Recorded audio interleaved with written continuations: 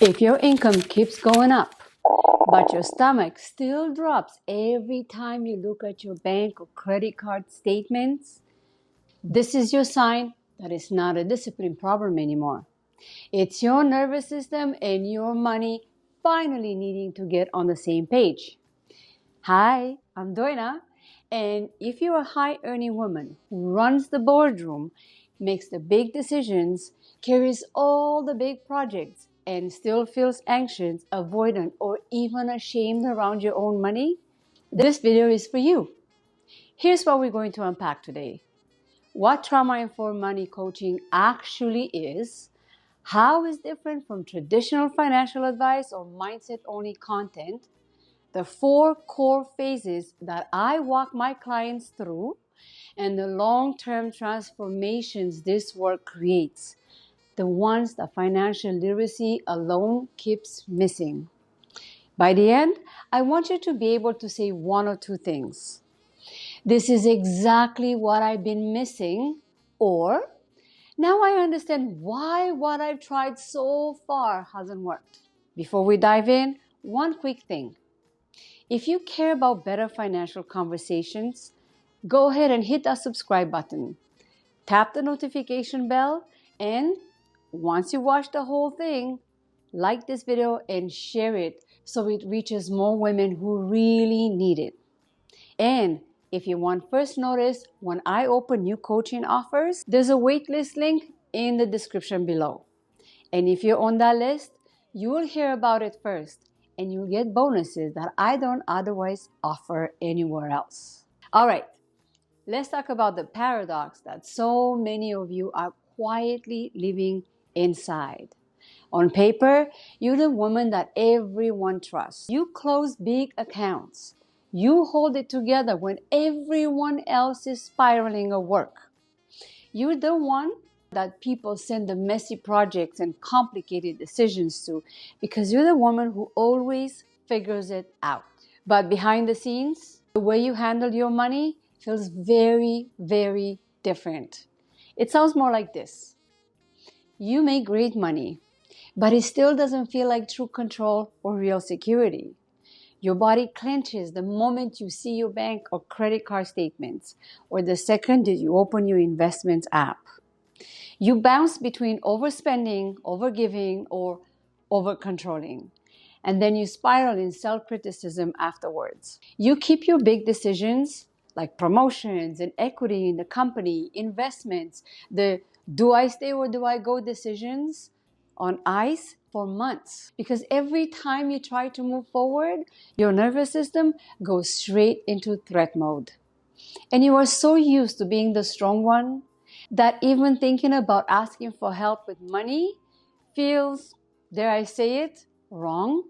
If any of that sounds like you, pause this video for a second and type in the comments, powerful on paper, panicked with money. No, it's not just for the algorithm, although it does help, but so you can actually see that you're not the only one living this. I'm not saying this to be dramatic.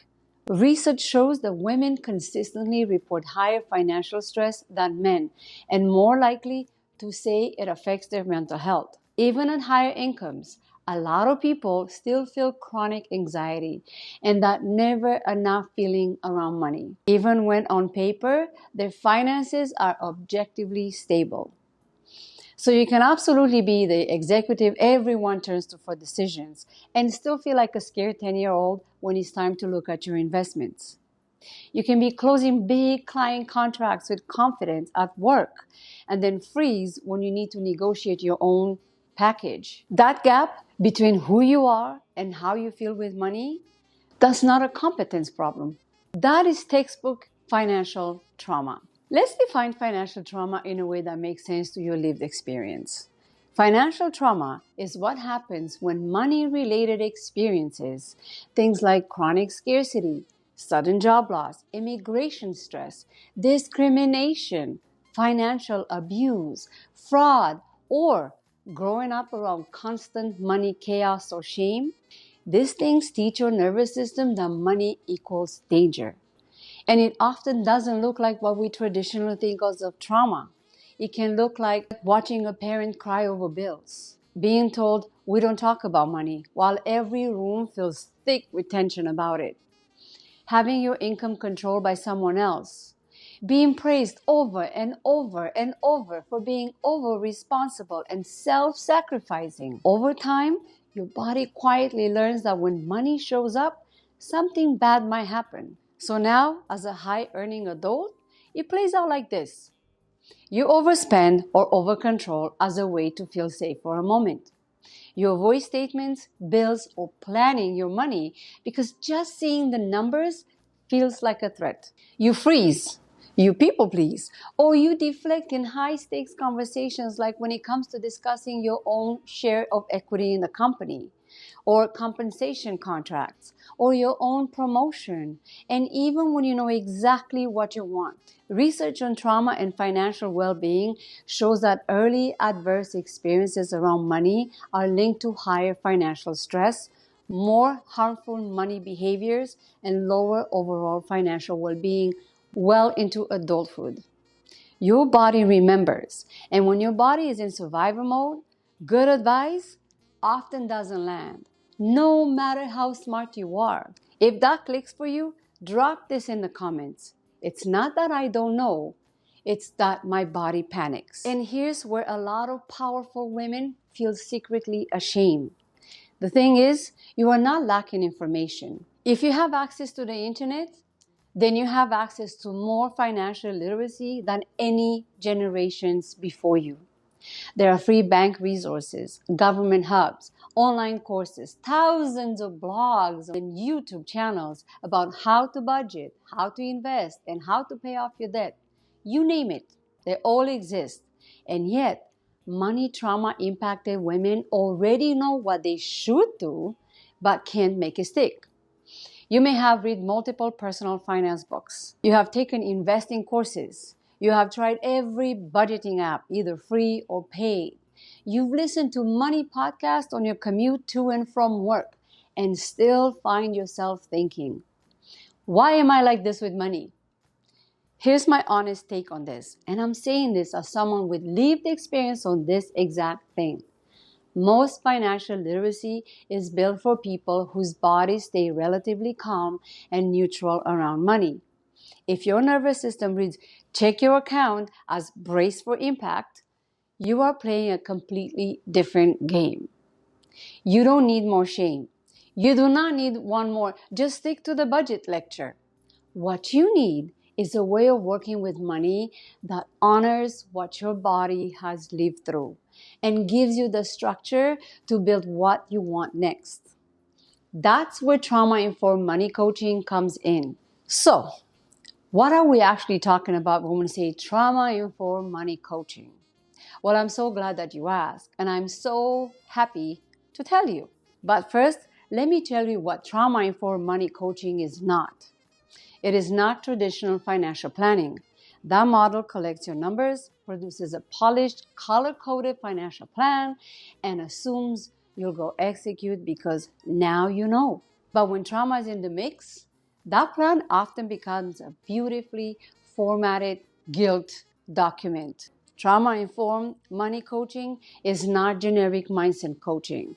We're not slapping affirmations on top of a dysregulated body and calling it abundance. Mindset matters, yes, but only when your nervous system is on board. Trauma-informed money coaching is about your behaviors, your capacity, and your decisions with money right now. It lives at the intersection of financial behavior, what you actually do with money, nervous system literacy, how your body experiences money moments, and wealth capacity, how much safety and expansion your system can genuinely hold at a time. Think of it this way. Financial literacy tells you what to do with your money. Trauma-informed money coaching helps you become the version of yourself who can actually do it without abandoning your body signals. If that distinction alone feels like a relief, tell me in the comments. I need both the nervous system and the numbers. You deserve it, because that's exactly what we do here. I want to walk you through the 4 core phases I use with my clients. This is the backbone of my one-on-one work with high-earning women. I invite you to treat this as a map for what your own healing and strategy journey could look like, whether we ever work together or not. Now let's get started. Phase 1, safety and snapshot. We begin with safety, not spreadsheets or numbers, and definitely not with shame. And safety in money coaching sessions can look like this: setting clear agreements on how we'll work together so your system knows what to expect, moving slowly enough that you're not in constant fight or flight during money conversations, gently mapping your current money landscape, like what's coming in, what's going on, what feels chaotic, foggy, or just plain scary.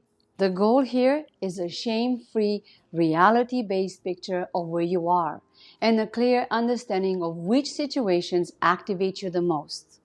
Things like opening your banking or investment apps, talking to a partner about money, responding to family money requests, walking into income discussions with your boss. A lot of women come out of this phase saying, I'm not a disaster. I'm a smart woman whose nervous system has been on high alert. That frame alone changes how you walk into everything that comes next. Phase 2, story and pattern mapping. Next, we connect your story to your patterns.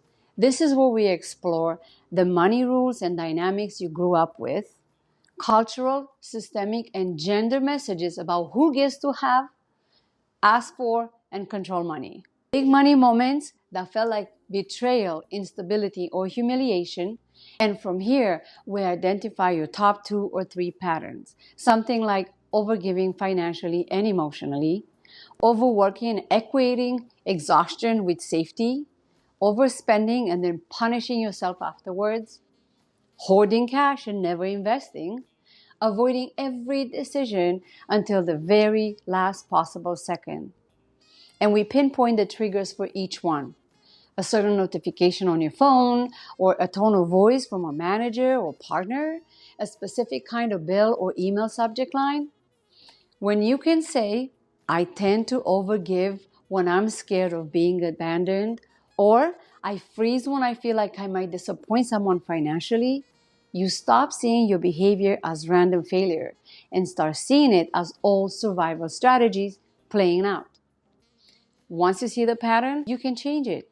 Phase 3, regulation and live practice. Once we understand your patterns, we start building capacity.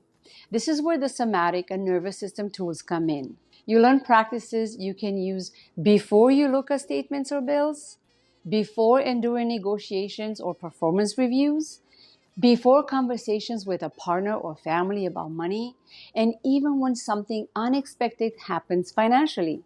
This might look like orienting, grounding, specific breathing patterns, or other techniques tailored to your system.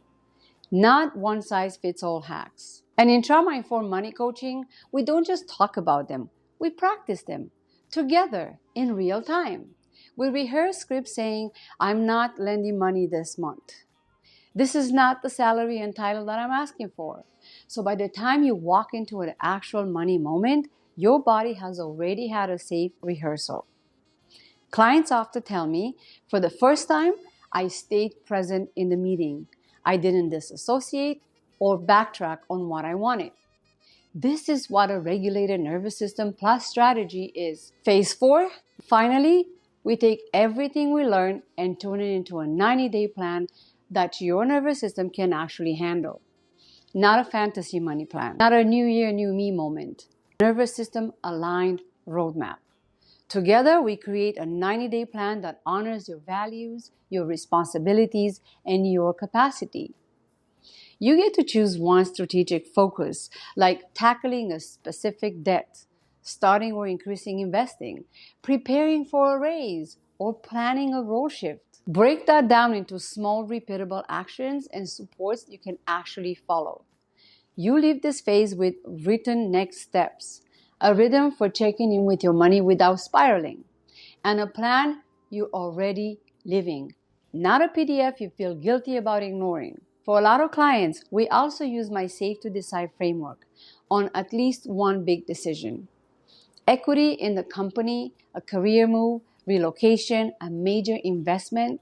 So it finally moves from, I'll think about doing it someday, to I know what I'm doing next and why. If you're still with me at this point, drop 90 days in the comments so I know this kind of structure is landing for you.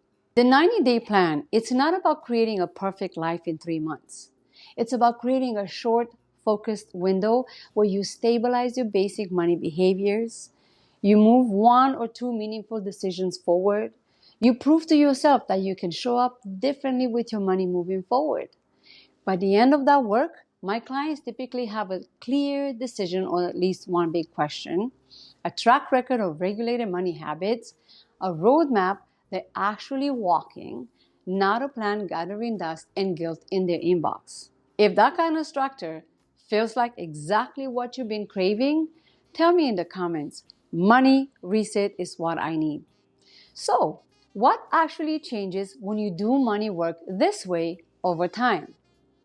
From my clients' experiences and from what the research suggests, this is what we tend to see. Less chronic anxiety and shame around finances, and better overall mental health. More aligned decisions about work, wealth, and boundaries around negotiating, investing, and saying no when they used to freeze or fawn. And more stable, sustainable money habits, because their nervous system no longer reads every bill, email, or market dip as a full-blown threat. Studies on trauma, behavior, and financial well-being backs this up. Without addressing the psychological and physiological side, even really well-designed financial plans often fail, and people slide back into their old habits. With trauma-informed approaches, the changes are more likely to last because the capacity to behave differently has actually changed. In other words, over time, you don't just know more about money, you become the best version of you with money.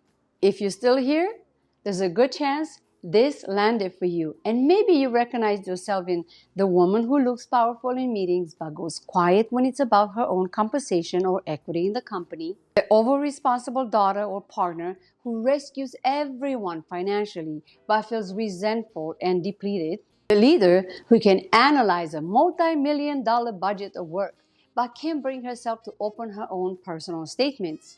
If that's you, here's what I want you to take away. You do not need to be fixed. What you need is a way of working with money that honors your nervous system, your story, and your ambitions, and then build strategies on top of that. We are heading into a world with more complexity and more decisions, not fewer. The sooner your body and your money are on the same team, the more power you'll have to direct your career, your wealth, and your life in your own terms. And if this resonated, here's how you can stay in conversation and not just let it be a good video you just watch once. Hit that subscribe button and turn on notifications so you don't miss future videos on money tools and wealth behaviors. Like this video if you saw yourself in any part of it. It does help to reach more women who really truly need to hear that they're not broken. Share with your bestie who you know looks powerful on paper but is quietly struggling with money anxiety.